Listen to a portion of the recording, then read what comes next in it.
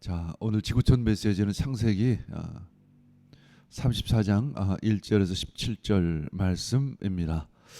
죄에 대해 적당히 침묵할 것인가 라는 질문입니다. 자, 빌리 그레엄 목사는 도경에는 동약이라고 분명히 써야 하듯이, 그렇지 않으면 그것을 먹고 죽게 되듯이 죄는 죄로 분명히 취급되어야 한다, 이렇게 분명하게 이야기하고 있습니다. 사실은 크리스천에게 죄가 무서운 이유는 죄가 우리들의 영을 무디게 한다라는 거죠. 내 영이 무디어지면 어떻게 될까요? 하나님과의 관계가 무디어지기 시작합니다. 말씀을 읽어도 그것이 무감각하게 들려지기 시작을 합니다. 그래서 우리는 수시로 예수님의 보혈의 피로 우리들의 죄를 깨끗이 씻어야 합니다. 그리고 우리는 세상과 타협하지 않아야 될 줄 믿습니다. 자, 야곱은 베델로 가야 하지만 현실과 타협을 하고 세겜성에 머무르게 됩니다. 자, 세겜성이라는 곳은 사실은 베델에 비하면 도시라고도 얘기할 수 있고 어느 정도의 문명이 있는 곳, 살기 좋은 곳, 그러나 또한 그 안에 죄악이 있다는 곳, 마치 우리는 소돔과 고모라를 연상시키면 될 것 같습니다. 결국 하나님과의 약속을 지키지 않은 대가를 받게 됩니다. 어떤 대가를 받을까? 딸 디나가 세겜 추장으로부터 험한 꼴을 당하게 되죠. 안타까운 소식을 듣게 됩니다. 그런데 야곱의 반응은 어떠했을까? 야곱의 반응은 아들들이 올 때까지 아무 말도 하지 않았다, 침묵했다, 어떤 조치를 취하지 않았다라고 말씀하고 있습니다. 성경은 이러한 야곱의 성격에 대해서, 야곱의 행동에 대해서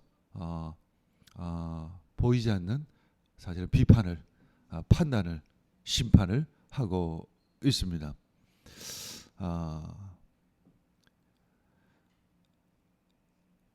왜 침묵했을까? 아마도 세겜의 힘이 강하기 때문이었을 것입니다. 세겜에게 복수를 한다고 했을 때 그것이 가능할 것인가? 오히려 그의 힘에 당하지 않을까라는 걱정 때문에 그저 침묵했던 거죠. 우리가 세상을 대할 때도 그러한 모습이 아닐까 싶습니다. 어차피 세상은 강하고 세상은 힘이 있는데 내가 어찌 당할 수 있을까? 그냥 적당히 타협하면서 적응하면서 살아가야지 않을까라는 생각을 갖게 되죠. 그러나 하나님은 세상보다 훨씬 힘이 있으십니다. 크리스찬은 세상을 이길 수 있는 힘을 받았습니다. 하늘과 땅의 권세를 이미 받았습니다. 세겜은 용서를 구하지도 않고 매력적인 거래를 청하죠. 이 땅에 거하라, 거할 수 있다. 그리고 이 땅을 살 수도 있다. 이런 좋은 매력적인 거래를 하면서 이제 딸 디나를 달라고 이야기를 합니다. 이제 세겜과 딸 디나를 결혼시키자, 이런 제안을 하는 것이죠. 이제 가나안 사람과 통혼을 하게 되면 어떻게 될까요? 그 결과는 무엇일까? 우리는 생각합니다. 뭐 그래 통혼해도 되지 않겠느냐? 그럼 적당히 잘 살면서 거기서 하나님을 전하면 되지 않을까라고 생각을 합니다. 그러나 일단 통혼을 한다는 것은 죄와 타협한다는 것을 의미하죠. 그러면 더 이상 그 하나님의 나라를 꿈꿀 수는 없는 것입니다. 그 하나님의 약속을 포기해야 하는 거죠. 우리 신앙이라는 것은, 영적이라는 것은 그렇게 단순하지가 않습니다. 그래서 적당히 타협해서 될 수 있는 부분들이 아니라는 것이죠. 가나안 사람들과 통혼을 하게 되면 하나님의 언약은 원천 무효가 됨에도 야곱은 이에 대해 침묵을 하죠. 이제 그때 아들들이 나서서 대답을 합니다. 자, 우리는 할례 받지 않은 사람에게 동생을 줄 수 없습니다. 자, 야곱은 하나님과 맺은 서원도 적당히 넘어가고 세겜의 죄에 대해서도 어정쩡한 태도를 보이고 있습니다. 통혼을 하지 않은 제안에도 침묵을 하고 있죠. 그는 늘 하나님과 세상 사이에서 적당히 속이고 도망치고 타협하는 모습입니다. 이것이 우리들의 모습은 아닐까 돌아보시기를 바랍니다. 이 한국 사회에서 참 한국 사회는 참 빨리 발전하고 있습니다. 대단히 진보하고 있습니다. 그러나 영혼은 피폐해지고 영혼은 메말라가고 있습니다. 우리가 이 땅에서 어떻게 살아갈 수 있을까? 다시 한번 질문해 보시기를 바랍니다.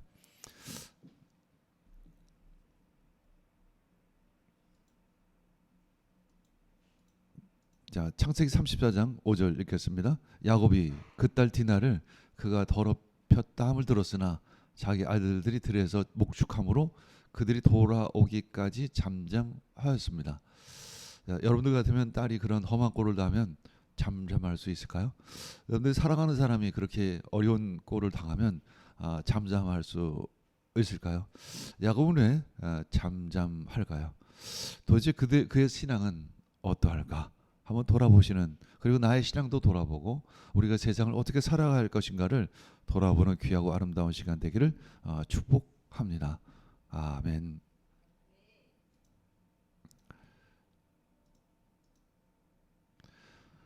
자, 1절에 7절은 어떤 내용이 있을까요? 1절에 7절. 1절에 7절은 세겜은 베델에 비해서 화려한 곳, 살기 좋은 곳, 편한 곳의 의미가 있습니다. 디나는 세상에 대한 호기심을 버리지 못했습니다. 어쩌면 이것은 당연한 결과일 수 있죠. 자, 나의 자녀는 반기독교적인 문화에 호기심을 가지고 있지는 않는가? 나는 어떠한가? 한번 스스로 질문해 보시기를 바랍니다. 자, 1절에 7절 읽겠습니다.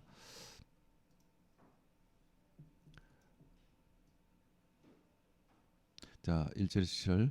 야곱과 레아와 야곱 사이에서 태어난 딸 디나가 그 지방 여자들을 보러 나갔습니다. 자, 하나밖에 없는 딸이죠. 참 애지중지 키운 딸. 그 딸이 이제 혼자 나갔다는 게 참 뭔가 깨름직한 부분이 있어요. 그리고 그 지방 여자들을 보러 나갔습니다. 어떤 목적을 가지고 세상 문화에 좀 젖어들기 위해서 클럽을 갔다고도 얘기할 수 있겠죠. 2절. 히윗 사람 하몰에게는 세겜이라는 아들이 있는데 세겜은 추장입니다. 세겜은 그 지역의 통치자였다. 세겜이 디나를 보자 데리고 가서 욕을 보였습니다. 이것은 함께 누웠다, 강제로 눕혔다라는 의미를 가지고 있습니다. 3절. 그는 야곱의 딸 디나에게 마음을 빼앗겼습니다. 그러나 사실은 이 세겜 주장은 디나와 결혼하고 싶었습니다. 그는 디나를 사랑하기 때문에 디나에게 사랑을 고백했습니다. 세겜은 자기 아버지 하몰에게 말합니다. 이 처녀를 아내로 삼게 해주십시오. 이제 그 아버지 하몰이 나서서 중매를 연결하죠. 5절. 야곱이 자기의 딸 디나의 몸을 세겜이 더럽혔다는 말을 들을 때 그 아들들은 가축대와 함께 들에 있었습니다. 야곱은 아들들이 돌아올 때까지 이 일을 입 밖에 내지를 않았습니다. 자, 6절. 세겜의 아버지 하몰이 청혼을 하려고 야곱을 만나러 왔습니다. 근데 이제 이 험한 꼴을 당한 아버지 야곱이 먼저 조치를 취하는 것이 아니라 그쪽에서 먼저 어떤 거래 타협하기 위해서 찾아온 것이죠. 청혼을 하자고 왔습니다. 7절. 와서 보니 야곱의 아들들이 이미 디나에게 일어난 일을 듣고 들에서 돌아와 있었습니다. 그 사이에 이제 아들들은 어떤 소식을 들었겠죠. 어떤 시기로라든지. 그리고 집으로 돌아왔습니다. 세겜이 야곱의 딸을 욕보여서 이스라엘 사람에게 부끄러운 일 곧 해서는 안 될 일을 하였으므로 야곱의 아들들은 슬픔과 분노를 억누르지 못하고 있었습니다. 성경은 말씀하죠. 이것은 부끄러운 일이고 해서는 안 될 일이라. 이건 죄다. 이렇게 분명하고 있습니다. 그래서 아들들은 슬픔과 분노를 억누르지 못하고 있음에도 불구하고 여전히 야곱은 침묵하고 있습니다. 왜 그는 침묵하고 있을까? 좀 적당히 넘어가기를 원할까? 8절. 하몰이 그들에게 말하였다. 나의 아들 세겜이 대기 따님에게 반했습니다. 대개 따님과 나의 아들을 맺어 주시기를 바랍니다. 자, 8절에서 12절까지는 어떤 내용이 있을까? 자, 8절에 12절은 세겜은 자신의 죄에 대해 단 사죄하지도 않고 은혜를 구합니다. 자, 우리가 은혜를 구할 때는 먼저 자신의 죄에 대해서 자백하고 사죄를 구하는 것이 순서이겠죠. 그러나 그들은 그런 예의 없이 그저 거래를 시작하자고 합니다. 예수는 예물을 제단 앞에 두고 먼저 가서 형제와 화목하라 이렇게 말씀하십니다. 자, 8에서 12절 우리 함께. 하물이 그들에게 말하였다. 나의 아들 세겜이 대개 따님에게 반했습니다. 대개 따님과 나의 아들을 맺어 주시기를 바랍니다. 우리 사이에 서로 통혼할 것을 제의합니다. 정략 결혼이라고도 이야기하겠죠. 이건 어떤 개인적인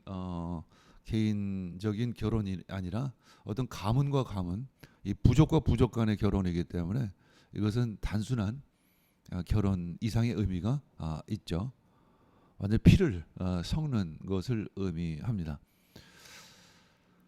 따님들은 우리 쪽으로 시집 보내주시고 우리의 딸들도, 여기서 딸들이라는 이야기를 합니다. 디나로 끝나는 일이 아니다라는 것을 이야기하고 있어요. 며느리로 데려가시기를 바랍니다. 10절 그리고 우리와 함께 섞여서. 자, 여기 섞인다는 것을 우리가 섞인다는 게 참 신앙에서 섞인다는 것이 대단히 위험한 것을 알 수 있습니다. 섞이는 것, 세상과 섞이는 것, 세상의 가치관과 섞이는 것, 세상의 사상과 섞이는 것이 대단히 위험합니다. 여기서 같이 살기를 바랍니다. 땅이 여러분 앞에 있습니다. 이 땅에서 자리를 잡고 여기서 장사도 하고 여기서 재산을 누리십시오. 세겜은 너 디나의 아버지와 오라버니들에게 간청하였다. 저를 너그러이 보아주시기 바랍니다. 원하는 것은 무엇이든지 드리겠습니다. 신부를 데려오는데 치러야 할 값을 정해주시고 제가 가져와야 할 예물의 값도 정해주시기 바랍니다. 아무리 많이 요구하셔도 요구하시는 만큼 제가 치르겠습니다. 다만 제가 바라는 것은 디나를 저의 아내로 주시기를 바라는 것뿐입니다. 자, 세상은 우리에게 많은 것을 주겠다고 제안을 합니다. 굉장히 신사적이고 좋은 매력적인 거래처럼 보입니다. 그러나 세상은 우리에게 가장 중요한 핵심을 요구합니다. 내 영혼을 요구하는 거죠. 디나는 나의 영혼과 같습니다. 여기서 야곱의 영혼과도 같아요. 나의 영혼을 주면 내가 세상의 모든 것을 너에게 주겠다라는 그런 예수님께서 당한 시험과도 같습니다.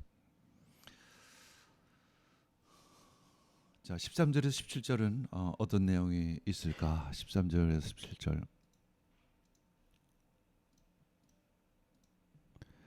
야곱의 속임수는 자녀들에게까지 대물림이 됩니다.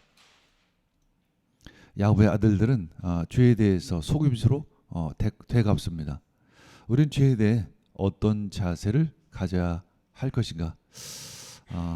아들들은 죄에 대해서 분노했습니다. 그러나 그것에 대한 어떤 반응 조치는 속임수였다라는 것.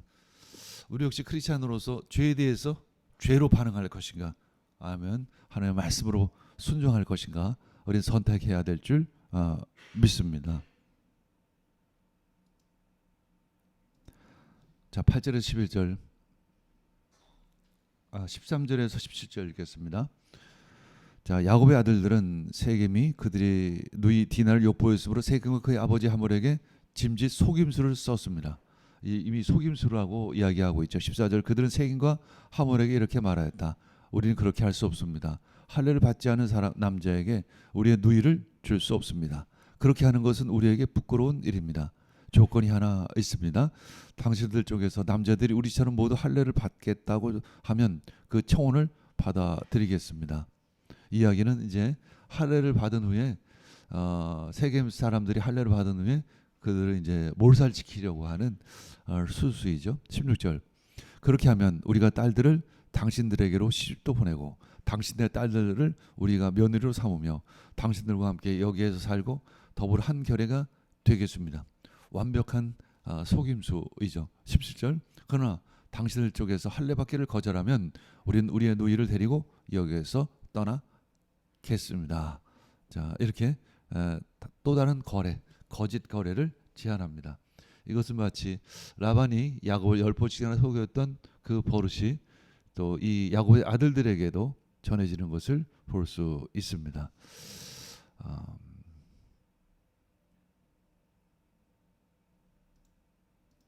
요한 1서 1장 9절 읽고 마무리하죠. 우리가 우리의 죄를 자백하면 하나님은 신실하시고 의로우신 분이셔서 우리의 죄를 용서하시고 모든 불의에서 우리를 깨끗하게 해 주실 것입니다. 아멘. 그렇습니다. 우린 구원받았음에도 불구하고 실수하고 넘어지기도 합니다. 우리 그때마다 나의 죄를 깨끗이 예수님의 보혈의 피로 씻으시기를 원합니다. 그러면 우리들의 나의 영혼이 하나님과의 관계 안에서 더 가까워지고 멀어지지 않을 줄 믿습니다. 가장 중요한 것은 영혼의 문제입니다. 내 영혼을 돈에 파는 일이 없기를 원합니다. 아멘.